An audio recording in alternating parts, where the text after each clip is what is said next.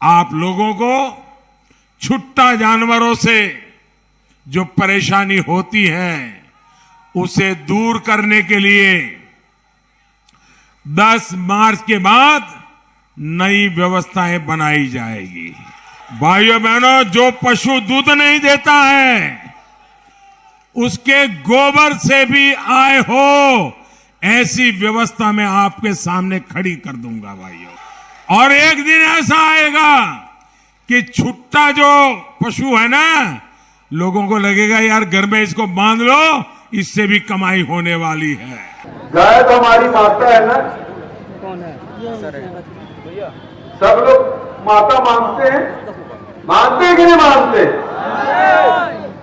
फिर सरकार हमारे माता को आवारा पशु क्यों बोल रही है? कहीं अन्ना जानवर करें, कहीं छुट्टा जानवर करें, तो वोट लेने के समय माता